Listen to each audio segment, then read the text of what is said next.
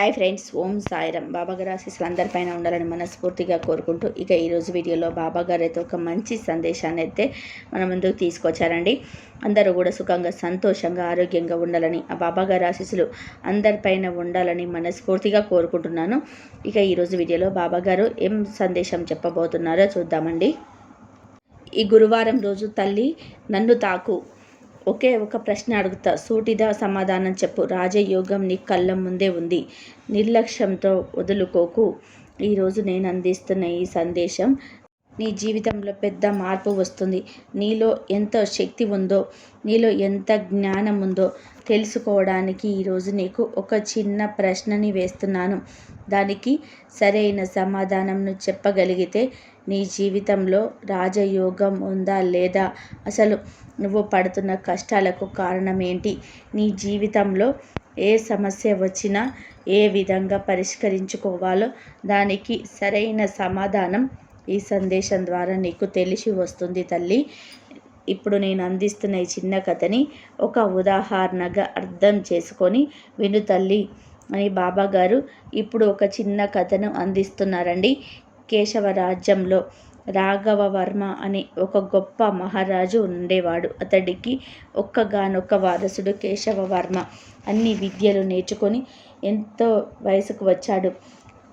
రాఘవర్మ కూడా వయసు పైబడి రాజ్య భారాన్ని కొడుకైన కేశవవర్మకి అప్పగించేసి ఆనప్రస్థానానికి వెళ్ళిపోవాలని నిర్ణయించుకొని ఒకరోజు తన భార్య మహారాణితో ఇలా అంటాడు. మహారాణి, నేను రాజ్యభారాన్ని మన కేశవవర్మకి అప్పగించేసి వానప్రస్థానానికి వెళ్ళాలని నిర్ణయించుకున్నాను. మీరేమంటారు? ఇందులో నేను అనేది ఏముందండి మహారాజా, మీరు ఎప్పుడు ఏ నిర్ణయం తీసుకున్నా సరిగ్గానే తీసుకుంటారు. కుమారునికి పట్టాభిషేకం చేసి మనం వానప్రస్థానానికి వెళ్ళిపోదాం.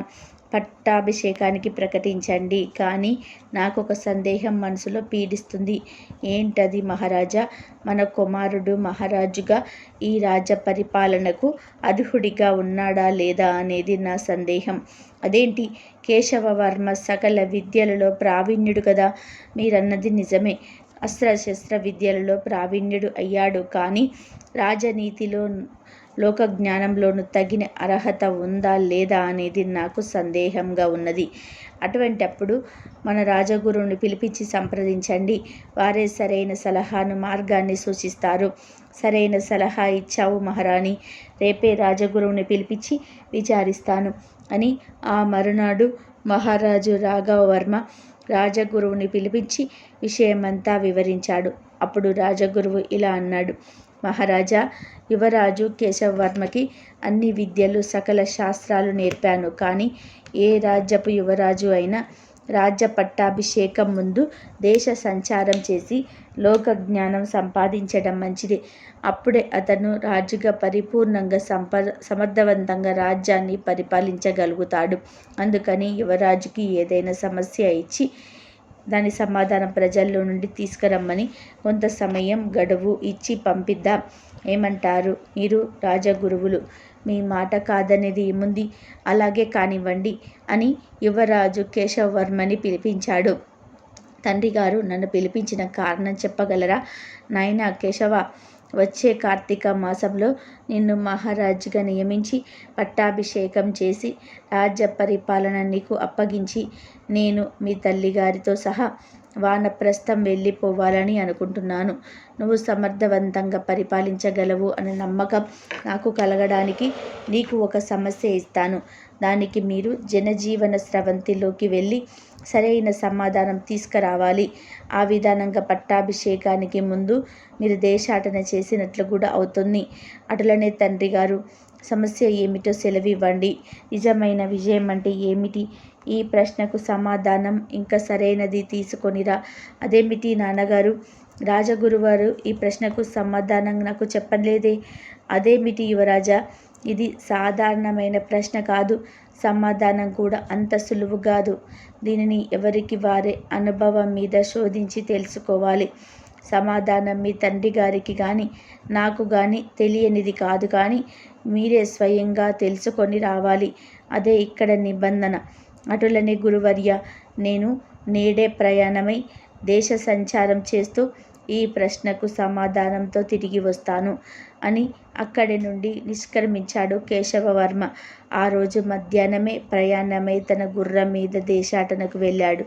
అలా వెళ్ళిన కేశవవర్మ కొండలు కోనలు దాటి ఒక నగరంలో ప్రవేశించాడు. ఆ నగరంలో ఒక హరిదాసు ఒక చోట అద్భుతంగా పురాణ కథనం చెప్తూ ఉండడం చూసి అది పూర్తి అయిన తర్వాత వెళ్ళి అతడిని కలిసి ఇలా అన్నాడు, అయ్యా, వందనాలు మీకు హరికథ చెప్పడానికి చాలా ప్రశంసనీయం.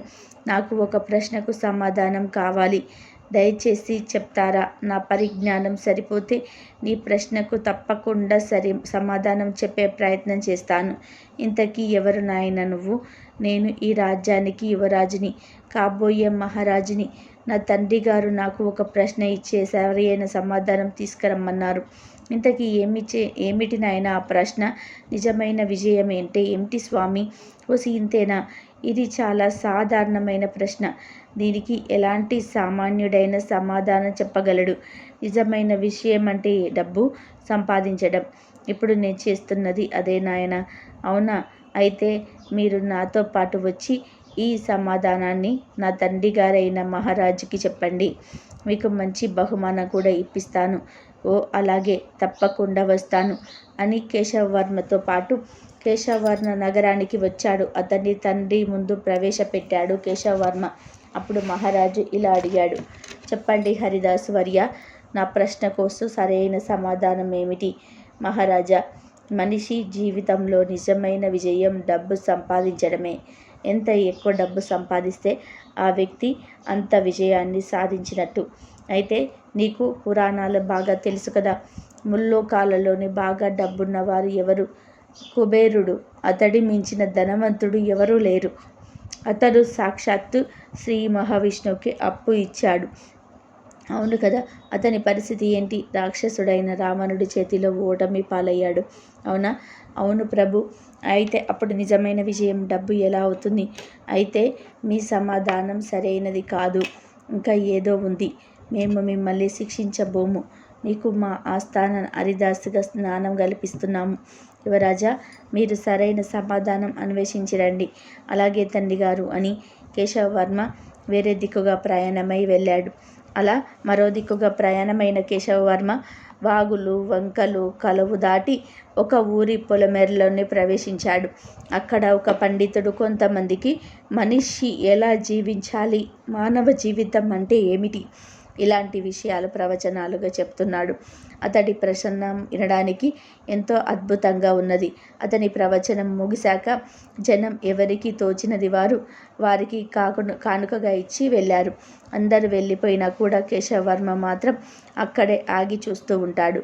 ఆ పండితుడు ఇలా అడిగాడు, ఎవరయ్యా నువ్వు? అందరూ వెళ్ళిపోయినా ఇంకా ఇక్కడే ఉన్నావే? ఏమైనా సందేహాలు ఉన్నాయా? అవును స్వామి, నాకు ఒక ప్రశ్న ఉంది. మీ నుండి సమాధానం కావాలి. ఇంతకీ ఎవరు నాయన నువ్వు? ఏమిటా ప్రశ్న? నేను ఈ రాజ్య యువరాజుని. నా ప్రశ్న ఏమిటి అంటే నిజమైన విజయం అంటే ఏమిటి? ఈ ప్రశ్నకు సమాధానం చాలా సులభమైనది. నిజమైన విజయం అంటే బలం, శక్తి అది ఉన్నవాడు విజయాన్ని సాధించగలడు. ఇది నిజమా? అవునా? దయచేసి మీరు నాతో రాజ్యానికి వచ్చి మహారాజు గారికి సమాధానం చెప్పండి అని కేశవవర్మ పండితుడిని తీసుకొని రాజధానికి వచ్చి తండ్రి ముందు ప్రవేశపెడతాడు. మహారాజుతో పండితుడు ఇలా అన్నాడు, మహారాజా, నీ ప్రశ్న గురించి యువరాజు నాతో చెప్పాడు. అయితే చెప్పండి పండితవర్య, నిజమైన విజయం అంటే బలం, శక్తి ఆ రెండి ఉన్న మనిషికి విజయం ఇట్టే వరిస్తుంది.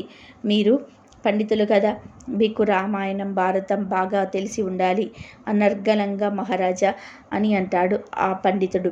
నేను వాటిని ప్రవచనాలు కూడా ఇస్తూ ఉంటాను. మరైతే మహాభారతంలో ఎంతో శక్తిని బలాన్ని కూడగట్టుకొని యుద్ధం చేసిన దుర్యోధనుడు ఎందుకు ఓడిపోయాడు?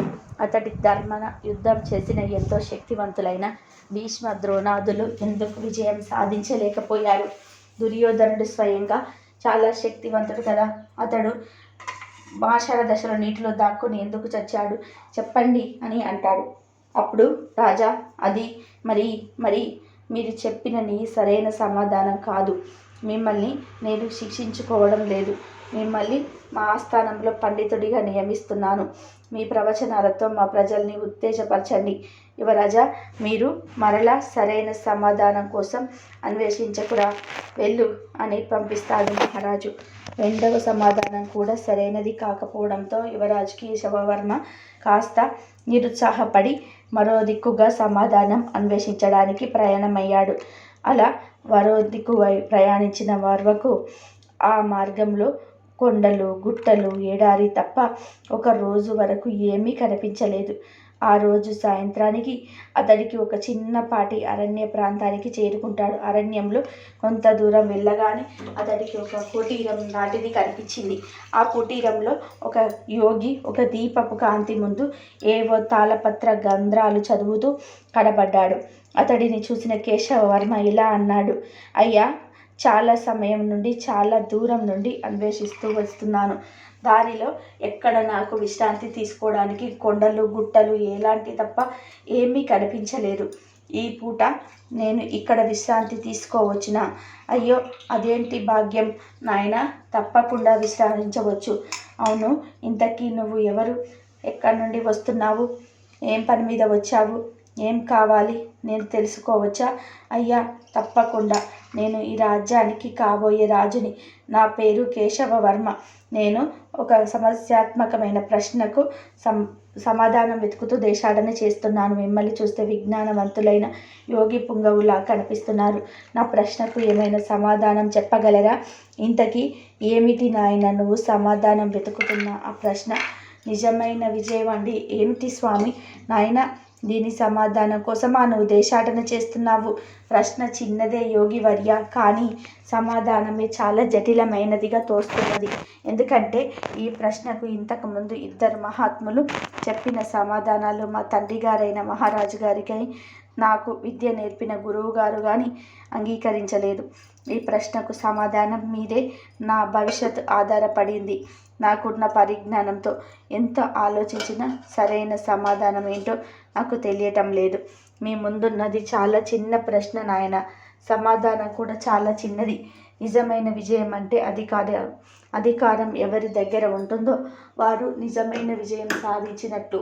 నిజంగా ఇది సరైన సమాధానం అంటారా యోగివర్మ?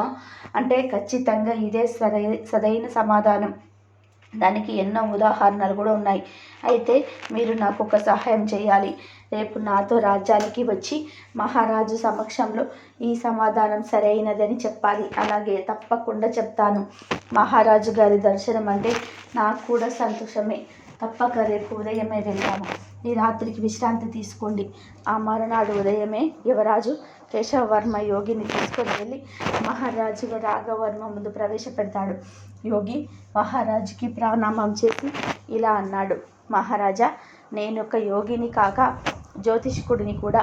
అడవికి చుట్టుప్రక్కల ఉన్న గ్రామాలకు ప్రజలకు మంచి చెడ్డలు చెప్తూ జ్యోతిష్యాన్ని కూడా చెప్తూ ఉంటాను. మీ ప్రశ్నలకు నా దగ్గర సమాధానం ఉంది మహారాజా. మీది చాలా చిన్న ప్రశ్న. అటులైన సమాధానం చెప్పండి యోగివర్య. మహారాజా, నిజమైన విజయం ఒక మనిషికి ఉన్న అధికారం. అధికారానికి మించిన నిజమైన విజయం ఇంకేదీ లేదు. ఖచ్చితంగా అంటారా? 100కి 100 పార్లు అధికారమే నిజమైన విజయమే మహారాజా. అందులో అనుమానమే లేదు. వీలైతే నా ప్రశ్నకు సమాధానం చెప్పండి. మన పురాణాల్లో రాక్షసులైన తారకాసురుడు, గజాసురుడు, మహిషాసురుడు లాంటి రాక్షసులు వాళ్లకు చావు వాళ్ళకిష్ట ప్రకారమే వచ్చేలా వారు వరాలు పొంది ముల్లోకాలపైన అధికారం సాధించారు. అవునా? అవును మహారాజా. మరి అంతటి అధికారాన్ని సాధించి విజయవంతులైన వారు ఏమయ్యారు?